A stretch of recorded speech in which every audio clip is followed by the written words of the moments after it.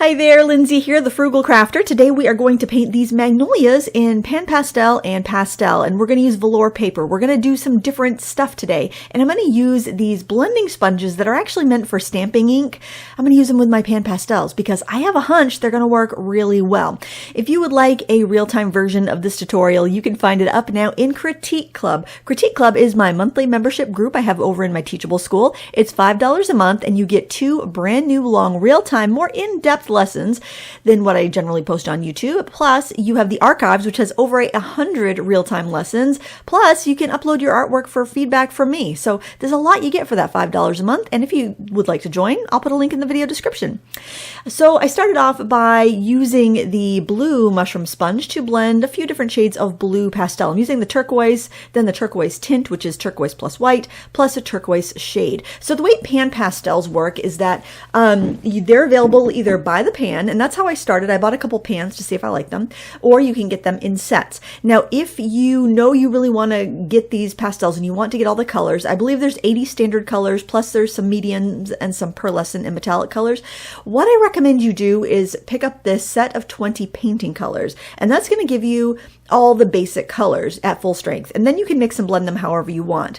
Then, if you decide that you don't like to mix and blend as much and you'd like to have some of the tints, which would be the colors plus white, then you can buy the 20 tints shade. Then you can get the 20 shades, which would be the base colors plus black. And then they have the extra dark shades. And I would buy them in that order: the painting, tints, shades, extra dark shades, because I find that is the order in which I use them the most. And if you can only afford one, I definitely would save up for the 20 painting set, because that would give you all your basic colors and you can mix and blend. One thing I noticed that I liked about these blenders is that it was really easy to do a bokeh effect. If you want a bigger dot, just press harder with the sponges. And if you want a lighter dot, press less. I didn't really like the PanPastels on the velour paper. I have to be honest. Velour paper is a dream with soft pastel sticks, but with the PanPastels and sponges, I found that it really had a drag to it no matter what sponge I used. And I do find the Magic Mushroom sponges to be very similar to the PanPastel soft tools in density, so just a little bit of a kind of what to expect. They're a little bit firmer than makeup sponges, at least the makeup beauty blenders I've used in the past, and the wedge sponges.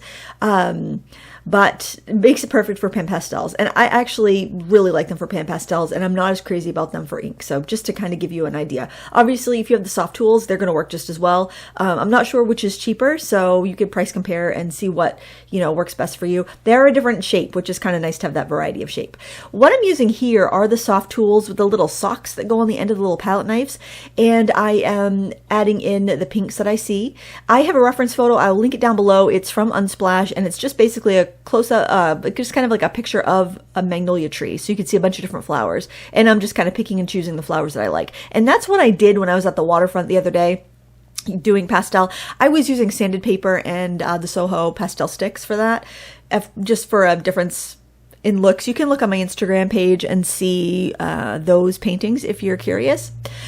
But this was fun. This was all right. But I have to say, if I'm going to use a velour paper next time, I'm just going to go in with the sticks, because the sticks were much nicer to use on the velour paper. If you're going to do this project with PanPastels, I highly recommend you use just any standard pastel paper, or even a sanded pastel paper. But I wouldn't use the velour. The velour is just too draggy, I guess. It's nice. It's nice for sticks though. And I find that when I use pastels on the velour paper, I don't need fixative. There's those little fibers, whatever the little fuzzy bits of the velour paper, whatever that is, that clothy material, it just grabs and holds the pastel. You'll also notice that the colors look different on velour paper than they look on regular paper, and how they look in the pans, just because I think each of those little, if you think of all the nap of the fabric being kind of like little fingers of fabric sticking up, I think because it just grabs the color and it can add shadows and highlights depending on how you're viewing the paper.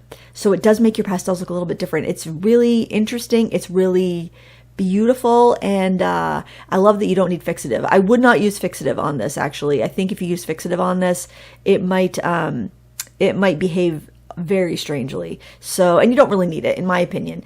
And I think you're going to actually end up working with, ending up with, you can layer a lot, but it does end up being kind of one layer when you're done, it seems like. it's not like you're having really thick, dusty bits. And there's like no dust on this. This is a really interesting paper. This, the one I'm using is by Hahnemühle.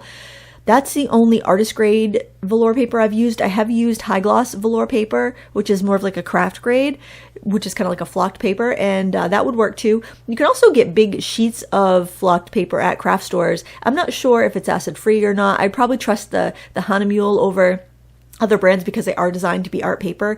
But you can see as I start doing more layers with the PanPastel, it is starting to sharpen up a bit. But I did find that it was kind of hard to get a crisp line on the velour paper with the PanPastels alone. So you will see, I will go into stick pastels later. Actually, you'll see in a few minutes that I'm going to go in with pastel pencils, but that did not work. There was not enough tooth to this paper, or the tooth that the velour gives. It's definitely got a nap and a tooth to it, but it's not going to work so well with the pastel pencils. It will work with a hard pastel stick like a new pastel though. But anyways, I'm just kind of doing these little dabs to hint at leaves. You don't have a ton of leaves on the magnolia trees generally. Like the trees that we painted last week in plein air outside, it was they were just these tiny little, almost like sepals, not even real leaves. So I just was kind of going by my memory, going by the reference photo I had, just kind of going back and forth. It definitely doesn't look like those, southern magnolias that you see with those really thick, glossy, leathery almost leaves. Definitely doesn't seem like that. Going in with a little bit of detail with the soft tools and these little blending sponges. You can use eye makeup sponges. You can get them in like a box of 200 on Amazon for like $7. Those are great as well for blending pastels. So you can definitely do it on the cheap. You don't have to go and spend top dollar on the soft tools. Although I will say that the soft tools by PanPastel last very well. They're nice. The sets, if you buy those 20-piece sets I was telling you about, they come with some of the knives and covers. There's actually a set of 80 that has all the basic colors. If you know that you want all the colors and you want to save up, it probably is a little bit cheaper per pastel to get that set of 80. Plus it comes with the palettes that hold them. I had to buy my palettes separately to pop them into, and I do recommend them. Otherwise they're sliding all over the place, and you do need something to hold the pan as you're working. And the palettes can come in 10 or 20 pastels. But I think if you get the set of 80, you do get the palettes as well. At least that's what it shows you on the description when you're looking on Blick or Amazon. And it's about the same price either way. But I think it is a little bit cheaper per pastel to do it that way now. Back when I bought mine, I got some really good sales from Blick and Jerry's. When I picked up mine, I got them a set at a time when they were on sale. But now I think your best bet, only if you know you want them all, is to get the 80 set. But honestly, it does not hurt to start with a smaller set and play with that for a while and see if you really like them. You might just want some colors in the tints and the darks. You might not want them all. Certainly there are colors I don't use very much. But I do like having them all because I really enjoy this medium, and they wear a little bit less. And sometimes you'll find like a store clearancing them and you can get a couple pans of colors you use a lot, which is really kind of nice.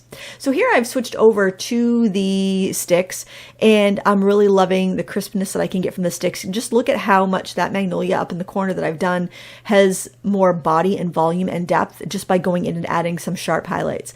The new pastels work fine for getting those crisp edges. They're not going to lay down a lot of material on this soft paper, but they are going to work a lot better than a pastel pencil for the edges.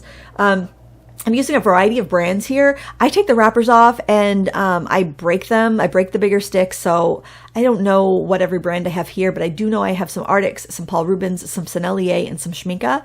And I like all four of those brands a lot. They're very reliable. The Mungio hand-rolled pastels are decent too. They're a little bit firmer than the Schmincke and the Sennelier and the Arctics and the Paul Rubens. They're probably a little closer to the Arctics than the other ones. The Arctics does seem to be a little bit firmer than the Paul Rubens and the Sennelier. Paul Rubens and Sennelier are very similar. Like, I don't know if I'd be able to tell the difference between those two sticks if I had them in my hand. And the Arctics does feel like the Mungio Gallery hand-rolled pastel. Schmincke is my absolute favorite pastel, but I don't use them for the whole painting because they are so soft. I tend to use them for like the final layer of a painting, but they are just like, oh man, they are like silk. They are like painting with silk. They are so buttery and soft and just exquisite. They're pricey, but if you get a chance to try Schmincke pastels, get a small set or something, you will not regret it if you like pastels. Some people do not like the pastels because of the feeling on their hands. And then I would say just get PanPastels. They're not really any more expensive than sticks. In fact, I think for ounce for ounce, they might actually be a little bit cheaper. They're high quality, and I believe they're non-toxic, which I can't say for sure for all the other pastels. So, you know, there's definitely a lot of reasons to go for PanPastels. They're actually low dust. And if you're wanting to try PanPastels on a budget, just get some cheap eyeshadow and give it a try. That's what I did. I bought the ELF set of like 48 colors eyeshadow from Target. Might have even been more colors than that. It was a lot of colors. I paid like $15 for it.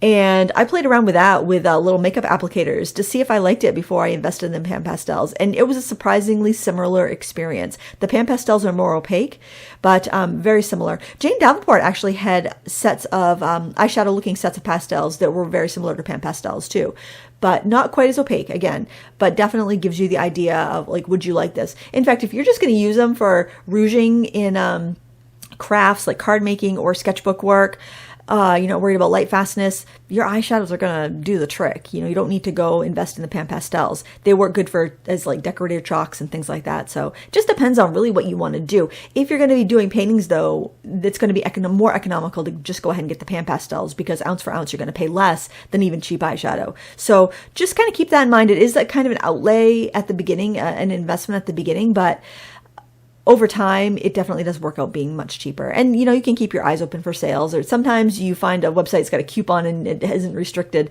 That's how I got mine, which is really nice, because I think I paid around like $50 to $60 per 20 set, which is really a fantastic deal.